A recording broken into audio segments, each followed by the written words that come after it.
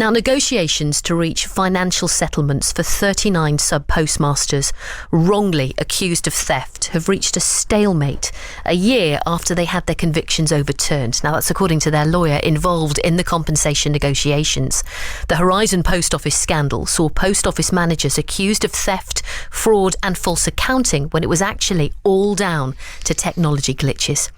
Well, Tim Brentnall from Roach in Pembrokeshire was prosecuted in 2010 after a £22,000 shortfall was discovered at his branch. Good morning, Tim. Good morning, Claire. I know for you and so many, that lives have been devastated. It's been such a roller coaster. But a year on since the conviction for you was quashed, how are you? How are you feeling? Well, my conviction was actually quashed in the second trance of convictions that went through the court. And we're actually up to 72 of us now that have had convictions quashed last year. So that came with a huge range of emotions, on the day, sort of elation of being vindicated, and the expectation that things would move on and all of us would be able to get on with our lives. And since then, we now seem to be stuck in this horrible sort of limbo almost, where we are just again at the mercy of the post office, waiting for them to make a decision on how they're going to live up to the promise to compensate us. And how does that make you feel? That there doesn't seem to be any end in sight for this?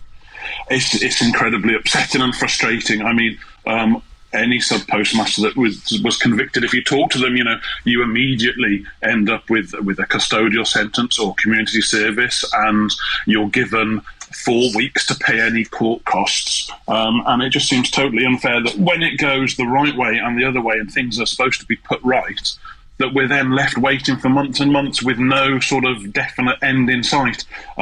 Because I have to thank Neil Hudgell and Hudgells, who are representing 60 of us. They've done a fantastic job in getting us this far, but they seem to be banging their heads almost against a brick wall with the post office.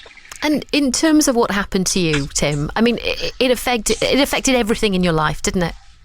Absolutely everything. I mean, obviously, I lost my main job, my main source of income. I've had this conviction for fraud hanging over me for the last 12 years, which has prevented me gaining any kind of meaningful employment in that time. And also, as everyone in Wales will know, we're small rural communities where everybody knows everybody.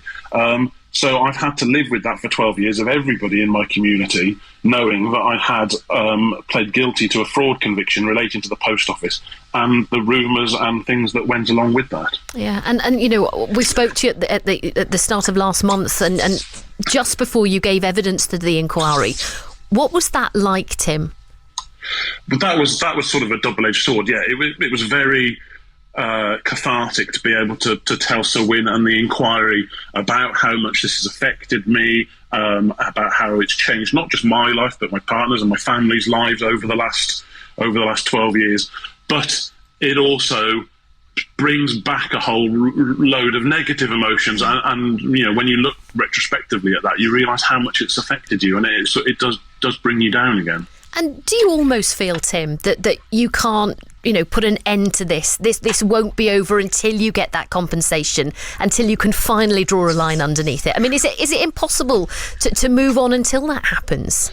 It is exactly impossible to move on. I mean, when the post office accused me of this and I was convicted, it sort of wiped any value of the retail business that I had off, the value of the property and the business. So I've been stuck for the last 12 years servicing a mortgage on a business that I didn't want really to be in and couldn't afford to get out of. So until I have any kind of meaningful compensation to allow me to make a clean break from that, then we've been stuck living that life for the same life that I've been living for the last 12 years. What would it mean to have this all behind you? It would mean everything, because I can make a fresh start. I can move on and do things that I've dreamt about, but been in absolutely no financial position to be able to do them. It's really good to talk to you, Tim, and thank you for coming on. And every time we speak to you, you know, you're so honest with us.